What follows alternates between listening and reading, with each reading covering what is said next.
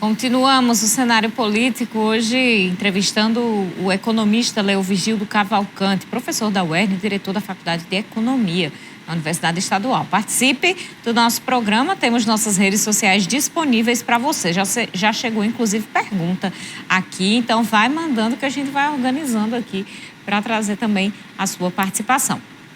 Este assunto que a gente está tratando aqui com o professor Léo Vigildo é muito importante porque atinge a parte do brasileiro que é muito sensível e todo mundo está sentindo, que é o bolso. Então você de casa participe, interaja conosco. Agora a gente fala sobre eleições 2022.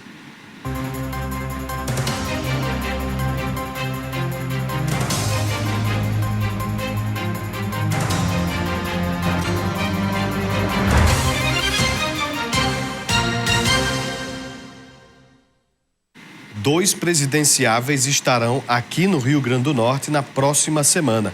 O presidente Jair Bolsonaro irá desembarcar em Natal no dia 17, sexta-feira. No dia 16, na quinta, existe a possibilidade do ex-presidente Lula também vir ao Rio Grande do Norte, a Natal. No dia 17, de acordo com a assessoria do ministro das Comunicações, Bolsonaro participará do lançamento do programa Internet Brasil, ao lado do ministro Fábio Faria. O lançamento começará a partir das 10h30 da manhã, no bairro Pitimbu. Já a visita de Lula foi anunciada pelo senador Jean Paul Prats. No entanto, a assessoria afirma que a vinda do petista a Natal é uma possibilidade, mas ainda não está confirmada. Na possível agenda de Lula, o ex-presidente viria a Natal no dia 16, um feriado, dia de Corpus Christi, para visitar a primeira Feira Nordestina da Agricultura Familiar e Economia Solidária, que acontece entre os dias 15 e 19 deste mês de junho, no Centro de Convenções. A gente percebe, Carol, a busca, a necessidade dos presidenciáveis de circular pelo país, e aqui no Rio Grande do Norte tem dois objetivos diferentes, tanto Lula quanto Bolsonaro. Bolsonaro, pelo que a gente percebe, de melhorar os seus índices nas pesquisas e também impulsionar os seus pré-candidatos aqui no estado. A presença de Lula tem a ver também com as alianças que foram firmadas com o MDB e PDT para tentar dar uma acalmada em todo mundo para o processo eleitoral que se segue. Pois é, o ex-presidente Lula, além disso, ele quer manter ali, garantir, né, os números que ele tem aqui na região Nordeste e tentar alavancar um pouco mais a pré-candidatura à reeleição de Fátima Bezerra.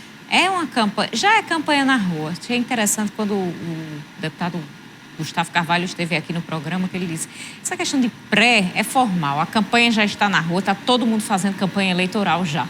E é verdade, é só uma formalidade da Justiça Eleitoral colocar o pré aí no meio. Por falar em pré, vamos falar de um deputado estadual e pré-candidato a deputado federal, Kelps Lima, do Solidariedade, que tirou licença do seu mandato na Assembleia Legislativa do Rio Grande do Norte. O empresário Micael Diniz, terceiro suplente da coligação, vai assumir a cadeira. Segundo a assessoria do parlamentar, a licença de Kelps é para a realização de exames médicos e também para ajudar na formulação da sua pré-campanha a deputado federal, assim como nas estratégias do Solidariedade para o pleito de outubro. A licença não será remunerada e ainda não há confirmação sobre quanto tempo Kelps permanecerá afastado. O deputado não receberá salário no período da sua ausência. Então, vai trabalhar aí a pré-candidatura, ver como é que vai colocar esta campanha na rua e se afastando ali das atividades na Assembleia Legislativa. Por enquanto, a gente não tem visto nenhuma intencionalidade nesse sentido aqui na Câmara Municipal de Mossoró, né, Vanuvo? Com quem a gente conversou, os pré-candidatos, né, que vão disputar a Câmara Federal e a Assembleia Legislativa, eles continuarão no exercício do mandato. Apenas o vereador, o Gideon Ismaías, ele disse que poderá sair, entrar de licença para a entrada de seu suplente, ele que busca uma vaga na Câmara Federal. Os demais dizem que vão continuar seus mandatos de vereador e seguir durante a campanha eleitoral. Exatamente. O Gideon realmente, Vanuvo, bem lembrado. Vamos voltar à nossa conversa com o professor Léo Vigildo Cavalcante. Professor, essa redução do ICMS prejudica os estados e em que sentido? percebe que haveria, obviamente, uma queda na arrecadação. Agora, o mais importante é saber como é que essa queda iria ser compensada pela União. Ou seja, então essa é a discussão mais importante e de que até agora não está sendo explícita por parte do governo federal. Então, isso deverá ser discutido, principalmente entre os secretários de tributação estaduais, né? Junto com alguns líderes de bancadas, principalmente Congresso, principalmente o Senado, para ver qual é a principal forma de como o governo federal vai tratar. Como eu falei anteriormente, os recursos para poder fazer essa compensação ainda não existem. Ou seja, eles ainda irão estar previamente postos, né? Que seria através de recursos oriundos principalmente da privatização da Eletrobras, que iria cobrir esse determinado ponto. Só que, como eu mesmo disse, a previsão de Paulo Guedes é de que haveria uma compensação até o dia 31 de dezembro deste ano entre 25 e 50 bilhões de reais. Ora, é um hiato muito grande, ou seja, não se sabe que impacto será esse que irá afetar diretamente a questão dos estados e municípios. E vale ressaltar o seguinte, em que período será feito esse processo de compensação? No mesmo mês, no mês subsequente, ou seja, então poderá até mesmo afetar o fluxo de caixa no que diz respeito àqueles determinados estados e municípios que têm uma conta bem, digamos assim, bem ajustada ou bem, digamos assim, no limite, de uma forma mais geral. Professor, hoje o líder da minoria no Senado, o senador Jean Paul Prats, aqui do Rio Grande do Norte, ele disse que existe uma busca ainda por um milagre. Seria a redução dos preços, o que está acarretando no índice inflacionário em todo o país. Tudo fica muito mais caro quando o combustível está caro. E ele reforça que essa ausência dos impostos poderá acarretar ali em investimentos em educação, em saúde.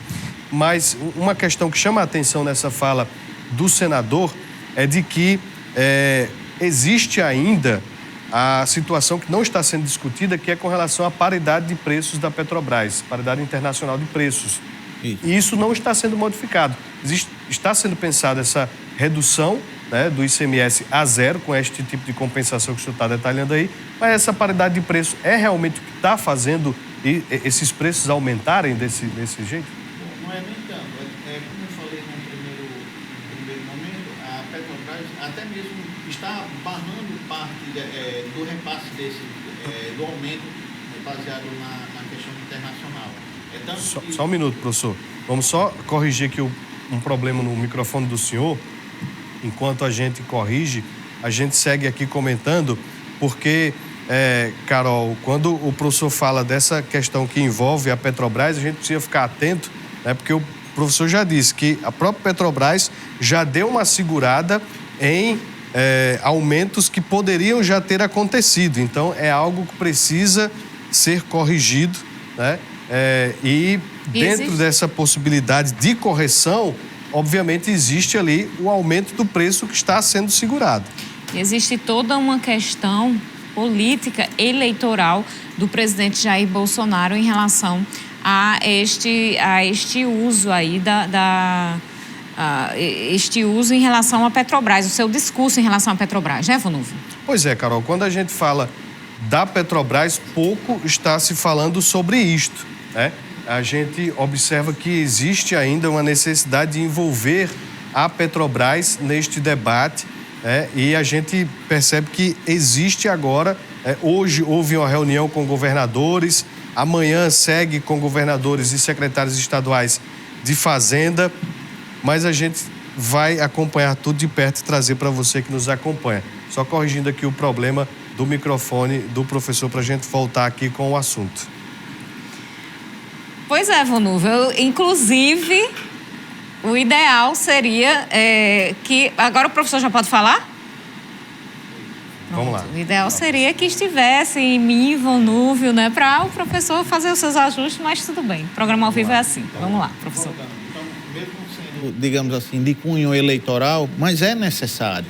Então, qualquer que fosse o presidente que estivesse no momento em relação a essa determinada alta inflacionária, ele deveria fazer algo que, no final das contas, iria levar, digamos assim, o nome de eleitoral.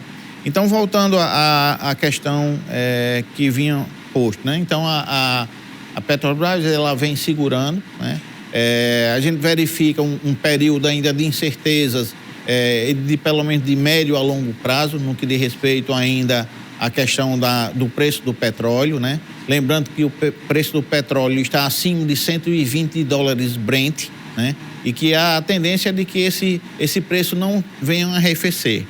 Um dado fundamental para que a gente possa entender os reflexos, principalmente no bolso principalmente daqueles que ganham menos, é o boletim Focus, que é lançado pelo Banco Central, certo?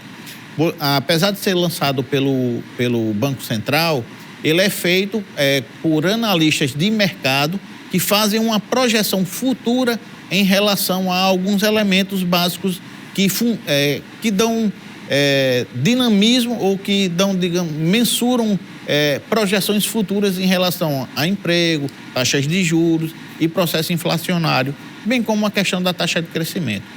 Para que você tenha uma ideia, desde a última análise feita no período de maio, houve um aumento de 1 ponto percentual para a projeção inflacionária até o final do ano. Saímos de 7,89 para 8,89. Temos uma projeção de aumento do dólar. Se bem que a gente ainda vai ter, tentando segurar a inflação, uma taxa Selic baseada em 13,25. Ora, o que é isso para o leigo? Diz o seguinte: a forma de como tudo vai acontecendo, a questão do câmbio, a questão do processo inflacionário, significa que nós vamos ter um arroxo cada vez mais no que diz respeito principalmente aos assalariados. Então, é necessário, de certa forma, fazer uma série de políticas emergenciais para que a população seja menos afetada. Para que você tenha uma ideia, Carol, hoje saiu também alguns estudos que mostram um maior endividamento por parte da população. 28,7% da população está endividada. E desses 28,7% da população que está endividada, elas já têm comprometido cerca de 50% de seus ingressos. Então, quer dizer, é uma dificuldade de instabilidade, ou seja, basicamente de insolvência no que diz respeito às condições de pagamento dessa família. Então, o que leva cada vez mais a um processo de insegurança no que diz respeito às condições de vida da população. Então, nada mais do que poder o governo federal está ativando uma série de projetos. O mais importante que verificamos que seria necessário seria, principalmente, ter políticas voltadas principalmente para a questão social, aumentando alguns elementos em termos de transferência de renda, entre eles o Auxílio Brasil, maior liberação no que diz respeito ao FGTS, a antecipação de valores, principalmente no que diz respeito ao 13º, ou seja, então, são elementos que urgem ser de extrema necessidade, dada a situação, principalmente no que diz respeito ao endividamento das famílias brasileiras de uma forma geral. Vamos então fazer mais um intervalo. No próximo bloco a gente continua a nossa conversa com o professor Leovigildo Cavalcante.